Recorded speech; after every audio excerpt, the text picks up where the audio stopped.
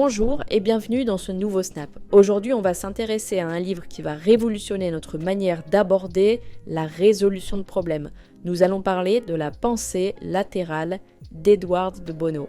Ce livre nous présente des techniques qui nous permettent de penser de manière plus créative et d'explorer des solutions auxquelles on n'aurait pas pensé initialement. À chaque fois qu'on se retrouve coincé dans un problème, il est essentiel de trouver ce moyen de sortir de notre zone de confort. Et voilà où la pensée latérale entre en jeu. C'est fascinant de réaliser que la créativité n'est pas uniquement un don inné, mais quelque chose que chacun d'entre nous peut développer. En apprenant à regarder les problèmes sous un autre angle, on peut déclencher des idées innovantes qui changent vraiment la donne dans notre vie personnelle et professionnelle. Alors, qu'est-ce qu'on va découvrir dans le premier chapitre ? On va voir comment la pensée latérale peut nous aider à révolutionner nos schémas de pensée habituels et à réinventer notre manière d'approcher les défis qui se présentent à nous. Et pour nous plonger dans ce sujet, notre expert va introduire le premier chapitre. Merci beaucoup pour cette intro. Dans le chapitre 1, on va explorer comment la pensée latérale aide l'esprit à reconsidérer des idées bien ancrées. C'est parti!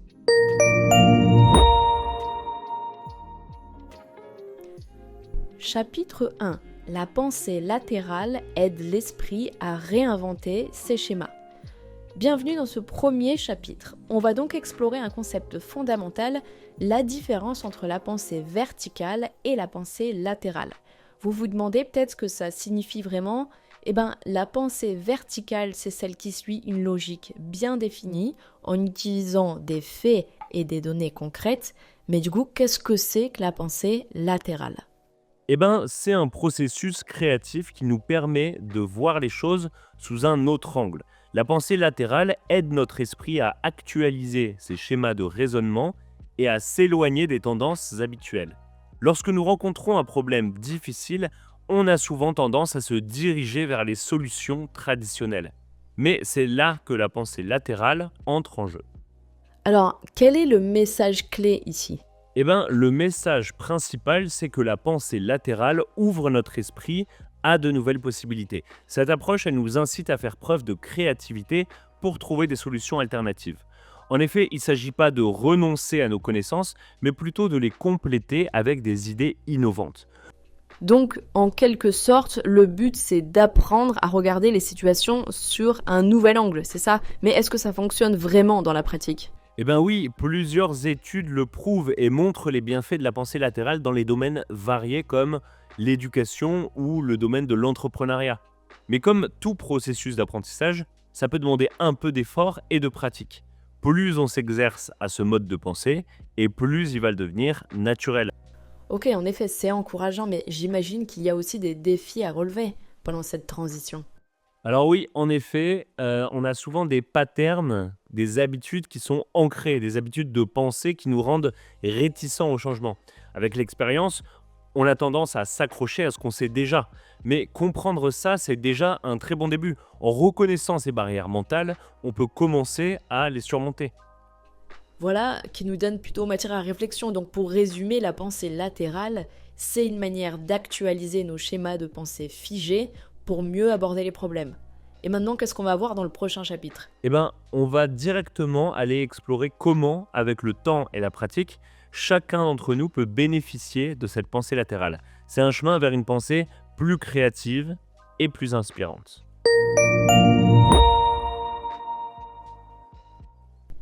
Chapitre 2. Avec le temps et la pratique, tout le monde peut bénéficier de la pensée latérale.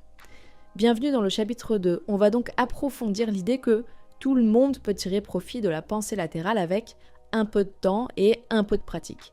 Comment est-ce que ça fonctionne réellement ? C'est une question clé. La pensée latérale n'est pas toujours intuitive. Pour l'adopter facilement et efficacement, il faut commencer par s'entraîner. Trop souvent, nos croyances et nos idées profondément ancrées peuvent nous empêcher de voir des nouvelles perspectives. C'est donc essentiel d'apporter un changement dans notre manière de penser les choses. Ça signifie qu'il y a des exercices ou des stratégies qu'on peut utiliser pour développer cette capacité ? C'est ça, le message principal ici, c'est que pour bénéficier de la pensée latérale, on doit s'engager activement dans des pratiques qui remettent en question nos croyances existantes. Par exemple, on peut essayer de changer le cadre dans lequel on envisage un problème donné. Ça peut impliquer de formuler la question autrement ou de voir la situation sous un autre angle. Intéressant. Et est-ce que vous pourriez nous donner un exemple concret pour mieux comprendre comment ça fonctionne? Oui, bien sûr. Prenons l'exemple de la résolution d'un problème au travail. Si une équipe rencontre un obstacle dans un projet, au lieu de se concentrer uniquement sur les solutions habituelles, cette équipe elle pourrait établir des quotas de réflexion. Par exemple, consacrer un temps déterminé à penser en dehors des sentiers battus. Ça crée une intention collective d'innovation et ça permet d'explorer de nouvelles idées, des idées inédites. Donc, c'est une question d'entraînement, mais aussi de volonté. Oui, c'est ça. Plus on s'engage dans ces pratiques, plus on devient compétent dans la pensée latérale. En fait, ça exige une intention sincère d'explorer et d'éprouver de nouvelles idées. Ok, c'est encourageant d'apprendre que tout le monde peut le faire, mais ce chemin, il doit également être jalonné de patience, n'est-ce pas?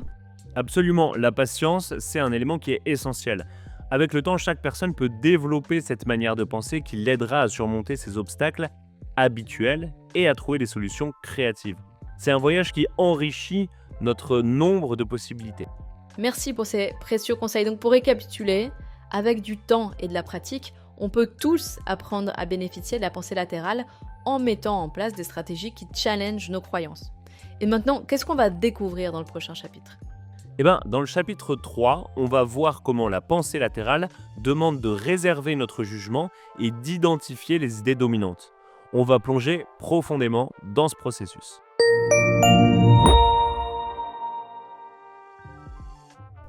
Chapitre 3. La pensée latérale nécessite de réserver son jugement et d'identifier les idées dominantes. Dans ce chapitre, on va donc parler d'un aspect fondamental de la pensée latérale, la nécessité de réserver son jugement. Mais qu'est-ce que ça veut dire exactement réserver son jugement? Alors c'est une question essentielle. En fait, dans le cadre de la pensée latérale, il n'y a pas de mauvaises idées. Souvent, c'est les idées qu'on considère comme erronées qui mènent aux plus grandes percées. Par exemple, Guglielmo Marconi, après avoir rencontré des problèmes avec les transmissions radio, il a trouvé des solutions en faisant abstraction de ce qu'on pensait être impossible. Donc le principe ici, c'est de garder l'esprit ouvert et d'éviter de juger les idées trop rapidement.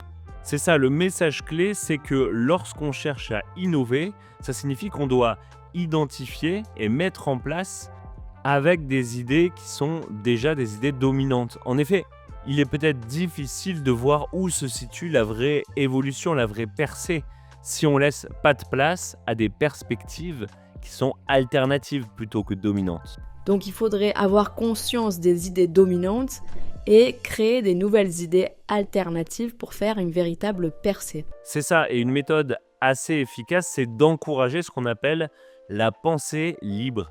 Ça signifie donner aux gens la possibilité de partager sans aucune crainte ni aucun jugement.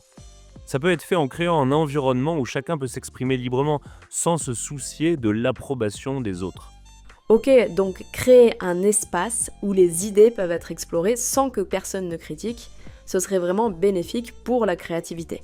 C'est ça, et en faisant ça, on peut encourager des solutions inattendues, voire révolutionnaires. Une fois que vous commencez à examiner les problèmes, vous pouvez les diviser en plusieurs parties. Ça va vous aider à avoir une vue d'ensemble et à explorer plusieurs angles sur la même question. Cette pensée latérale, il y a pas mal de cas où elle a été utilisée par des personnes pour rompre avec leurs préjugés et pour ouvrir la voie à des nouvelles découvertes vraiment innovantes. Ces illustrations, elles vont démontrer comment cette liberté de jugement peut vraiment transformer notre manière de penser. Donc, pour résumer, pour développer notre pensée latérale, on doit réserver notre jugement et permettre aux idées moins conventionnelles de s'exprimer. Et maintenant, qu'est-ce qu'on va voir dans le prochain chapitre? Dans le chapitre 4, on va explorer la méthode du revers et les analogies pour switcher notre manière de penser. Préparez-vous à apprendre à utiliser ces techniques de façon très créative. On est parti.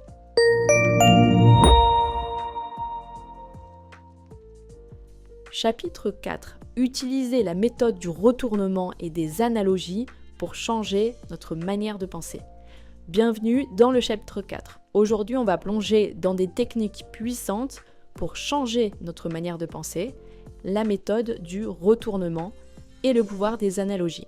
Ces outils peuvent vraiment nous aider à sortir des schémas de pensée traditionnels. On est parti. On peut commencer par la méthode du retournement. Cette technique, elle consiste à renverser la façon dont on voit un problème. Par exemple, si vous traversez des difficultés avec une équipe, au lieu de chercher des façons de gérer l'équipe efficacement, vous pourriez vous demander qu'est-ce qu'il faudrait pour que cette équipe échoue. Ça ouvre la porte à des réflexions qui sont cruelles, mais qui sont vraiment très productives. Ok, donc en fait, on inverse notre perspective. Et avec ça, on peut découvrir des éléments qu'on n'aurait peut-être pas envisagés autrement en fait. C'est ça, ça nous permet de voir le problème sous un nouvel angle et d'identifier des points qu'on n'aurait pas pu voir autrement. En reconsidérant les éléments négatifs, on peut également trouver des solutions du coup pour anticiper et pour éviter qu'ils arrivent. Et les analogies dans tout ça, comment est-ce qu'elles entrent en jeu ? Les analogies, c'est vraiment très utile. Ces analogies, elles fonctionnent comme des liaisons entre deux domaines différents. Par exemple, en comparant le développement d'un projet à la préparation d'un repas, on peut identifier les étapes nécessaires à chaque phase, comme la planification, l'assemblage des ingrédients et la cuisson. Ça aide en fait à mieux structurer notre réflexion au final. Donc, en fait, on prend des concepts d'un domaine pour éclairer un autre domaine. Voilà, ça peut aider. Ça enrichit notre pensée en apportant des idées nouvelles qui peuvent être appliquées à des problèmes apparemment sans aucun rapport. Ça nous permet de réagir différemment et d'adapter notre approche. L'utilisation d'analogies et de la technique du retournement, ça élargit notre champ de vision et ça encourage des solutions qui sont très créatives. Merci pour ces éclaircissements dans ce chapitre. Donc pour résumer, la méthode du retournement et les analogies, c'est des outils efficaces pour renouveler notre réflexion et booster notre créativité. En inversant nos pensées et en associant des concepts, on peut vraiment changer notre façon d'aborder des nouveaux défis. Qu'est-ce qu'on va voir dans le prochain chapitre ? Dans ce chapitre, le chapitre 5, on va découvrir comment identifier les zones d'attention et les points d'entrée, et comment ces éléments peuvent nous aider à atteindre des aperçus inattendus. Restez avec nous.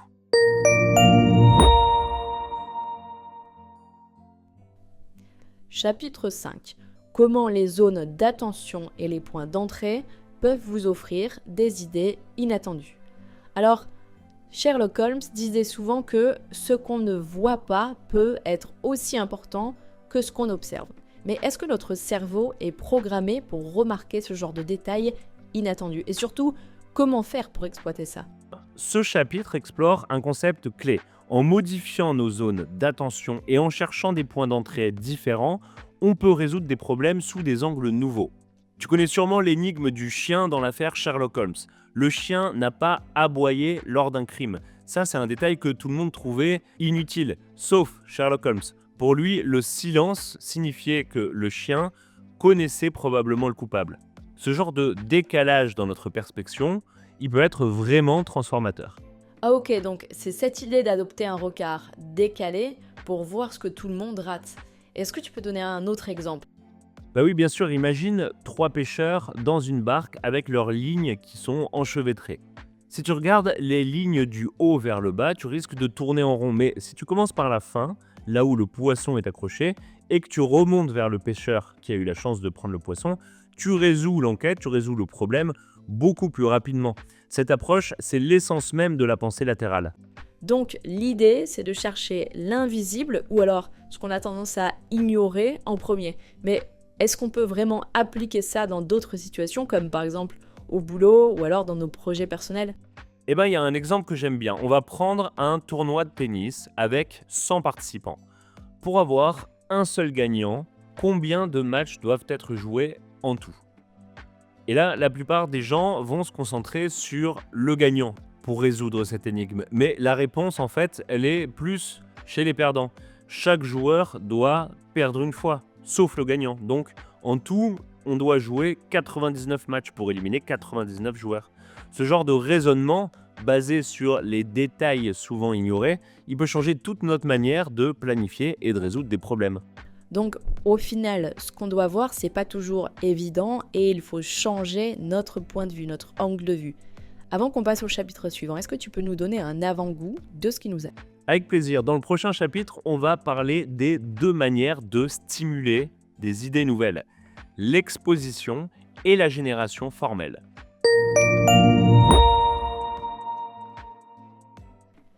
Chapitre 6. Les 2 manières de stimuler une inspiration aléatoire. L'exposition et la génération formelle. On a tous ces moments où on cherche une idée géniale, mais parfois on se sent bloqué. Alors, est-ce qu'il existe des méthodes précises pour débloquer notre créativité ? Alors, dans ce chapitre, on en propose 2, l'exposition aléatoire et la génération formelle. Ces approches, elles visent à déclencher une pensée latérale, sans forcément avoir de lien direct avec le problème en question. Par exemple, l'exposition consiste à plonger dans un univers complètement différent. Imagine lire un livre qui n'a rien à voir avec ton domaine, ou alors assister à une conférence dans une discipline opposée à celle que tu étudies. Et cette connaissance croisée, elle peut te donner des idées nouvelles qui sont vraiment surprenantes. Donc, dans ce cas-là, en fait, on ne cherche pas une réponse particulière. Non, c'est ça, il ne faut pas arriver avec une idée fixe en tête, mais il faut rester ouvert à tout type de possibilités. Laisser l'inspiration venir à soi. Ensuite, on a la génération formelle qui, elle, est beaucoup plus structurée, mais tout aussi aléatoire. Par exemple, on ouvre un dictionnaire, on choisit un mot au hasard et on réfléchit à comment il pourrait interagir avec notre problème. Ce genre de technique ludique, ça peut transformer ta manière de réfléchir à ce problème. C'est un peu comme mélanger des mots ou des concepts pour voir où ça nous mène. T'aurais un autre exemple ? Oui, il y a une autre méthode qui consiste aussi à chercher un objet aléatoire près de soi. Disons qu'on cherche un stylo et on imagine comment il pourrait se lier à notre défi actuel. En explorant ce type d'association, même les idées les plus improbables peuvent devenir des solutions. Ce qui est important, c'est de suspendre tous nos jugements et de donner une chance aux idées qui semblent folles au départ. Parfois, c'est précisément ce genre de réflexion qui conduit à des résultats révolutionnaires. Ok, ces techniques, elles montrent bien qu'on peut trouver de l'inspiration partout finalement, à condition d'être prêt à regarder autrement notre problème. Pour conclure, tu nous fais un récapitulatif global dans la prochaine section ? C'est ça, dans la conclusion, on va revoir les principaux outils et méthodes de pensée latérale pour que vous puissiez commencer à les appliquer dès aujourd'hui.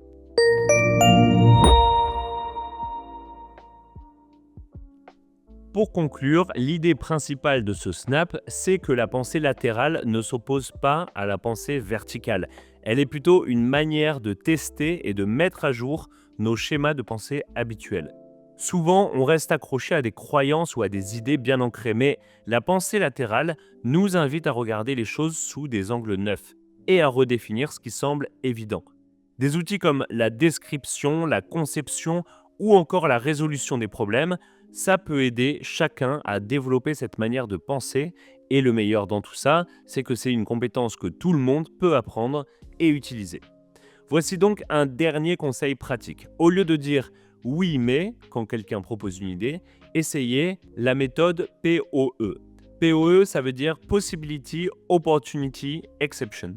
L'idée, c'est d'accueillir les idées qui paraissent un peu folles ou absurdes au départ. Par exemple, si pendant une séance de brainstorming, quelqu'un émet une suggestion, plutôt que de la rejeter tout de suite, répondez par cette technique du POE pour montrer que toutes les idées sont les bienvenues. Plus vous utilisez ce mot, plus il devient un signal pour encourager la créativité et l'ouverture dans votre équipe. En somme, POE, donc possibilité, opportunité et exception, c'est un outil simple mais très puissant pour incarner pleinement la pensée latérale dans notre quotidien. Merci pour ce résumé clair et inspirant aussi. On espère que ce snap vous a donné des idées concrètes pour penser autrement et pour résoudre des défis d'une autre manière. On se retrouve dans un prochain snap pour continuer à explorer des sujets passionnants. À très bientôt.